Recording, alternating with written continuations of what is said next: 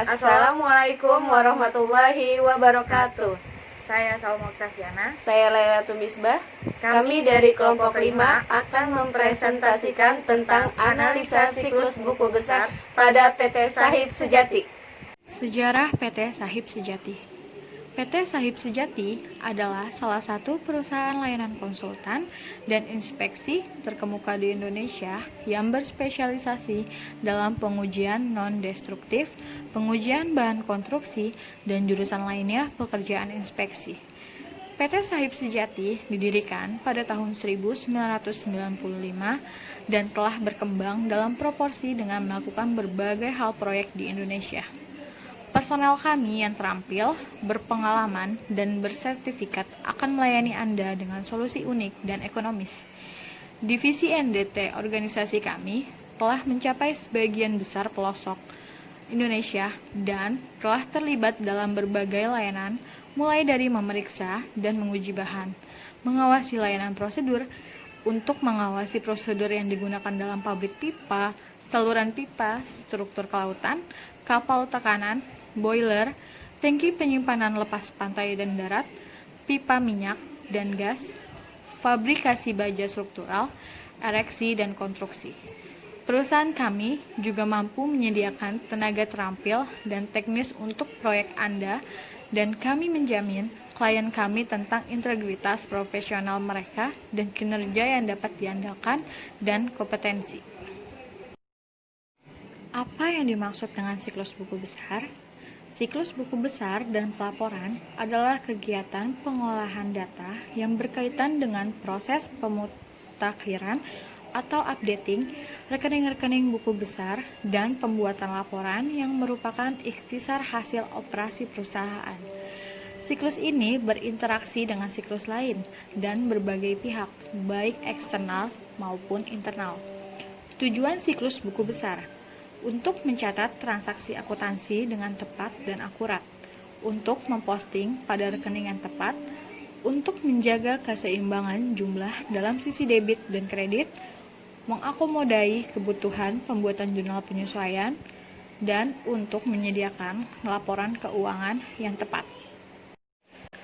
Aktivitas siklus buku besar dibagi menjadi 6. Yang pertama, perbaiki nilai kode perkiraan.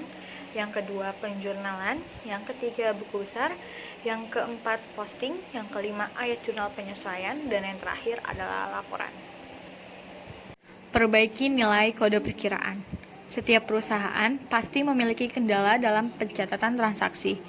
Terlebih pemilik usaha atau perusahaan kecil. Jika masalah tersebut dibiarkan berlarut, bisa menimbulkan masalah berkepanjangan. Itulah alasan sebuah perusahaan atau pemilik usaha harus melakukan pembuatan bagan akun atau chart of account atau COA. Chart of account adalah sebuah daftar dari akun-akun perusahaan yang digunakan untuk mengidentifikasi ataupun memperlancar proses pencatatan transaksi.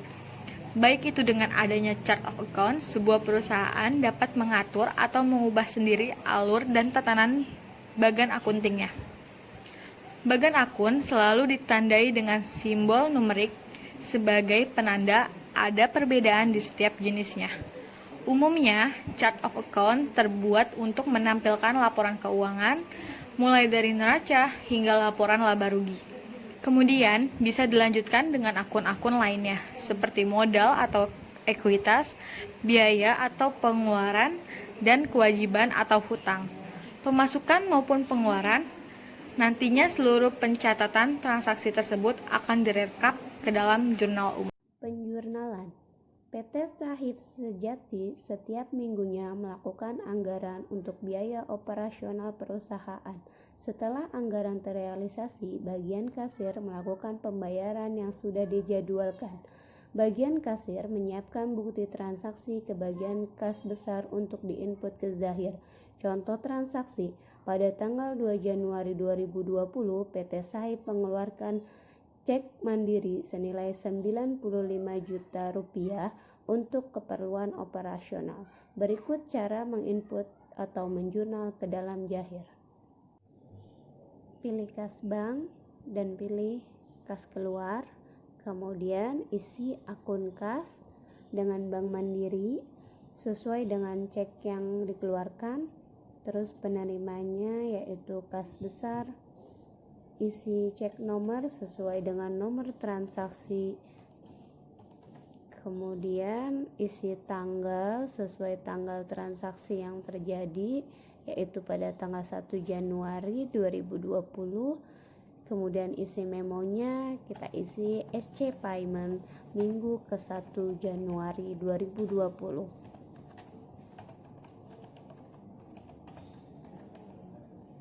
Kemudian isi kode dan pilih akun kas besar HO, kemudian isi nominalnya, kemudian pilih rekam untuk menyimpan buku besar. Buku besar adalah kumpulan dari semua akun yang terdapat pada suatu perusahaan yang tersusun secara sistematis dengan diberi nomor kode tertentu dan biasanya tergambar pada bagian akun.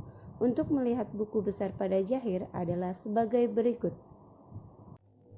Pilih menu buku besar, kemudian klik, pilih cetak,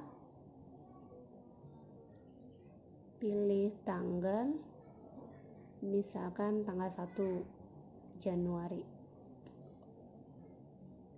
sampai tanggal 3 Januari. Klik OK. Pilih akun yang ingin dilihat, misalkan kas besar. Oke. Sampai dengan akun piutang usaha. Klik OK, klik OK lagi, maka akan muncul tampilan buku besar seperti ini. Posting merupakan proses memasukkan setiap akun ke dalam buku besar sesuai dengan akun dan jumlahnya. Karena pada PT Sahib Sejati menggunakan aplikasi Zahir, maka proses posting akan tersistem secara langsung. Ayat jurnal penyesuaian. Jurnal penyesuaian adalah jurnal yang dibuat karena 1. Suatu transaksi sudah terjadi tetapi belum dicatat dalam perkiraan. 2. Transaksi sudah dicatat tetapi saldonya perlu dikoreksi. Ayat jurnal penyesuaian terhadap perkiraan-perkiraan tertentu dibuat untuk mengoreksi perkiraan-perkiraan tersebut sehingga mencerminkan keadaan harta, utang, modal, pendapatan, dan beban yang sebenarnya. Laporan keuangan disiapkan untuk para pengguna setelah transaksi-transaksi dicatat dan dirangkum. Laporan keuangan terdiri dari laporan laba rugi, laporan ekuitas pemilik, neraca, laporan arus kas. Adapun langkah-langkah untuk melihat laporan pada Jahir adalah sebagai berikut.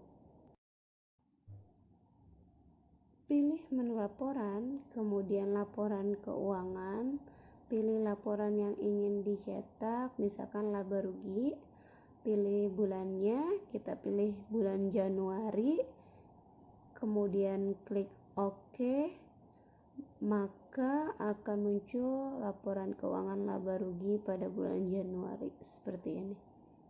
Oke. Jadi, kesimpulannya adalah siklus buku besar dan pelaporan keuangan melakukan pengumpulan data transaksi, mengolah transaksi yang masuk, menyimpan data transaksi, memelihara pengendalian akuntansi, menghasilkan laporan keuangan, dan mengklasifikasikan data transaksi dan akun. Sistem pemrosesan transaksi dalam perusahaan dapat dilakukan secara manual maupun komputerisasi. Dua sistem pemrosesan tersebut akan mempengaruhi input, proses, output, manajemen data, dan pengendaliannya. Transaksi secara manual dimulai dari dokumen sumber transaksi akan dicatat dalam jurnal khusus dan jurnal umum sesuai dengan tipenya. Sistem pemrosesan transaksi terkomputerisasi pada dasarnya memiliki proses yang sama dengan sistem pemrosesan transaksi secara manual. Bedanya, dia memakai komputer atau aplikasi. Sekian presentasi dari kami, kurang lebihnya mohon maaf. Wabillahi taufiq wal hidayah. Wassalamualaikum warahmatullahi wabarakatuh.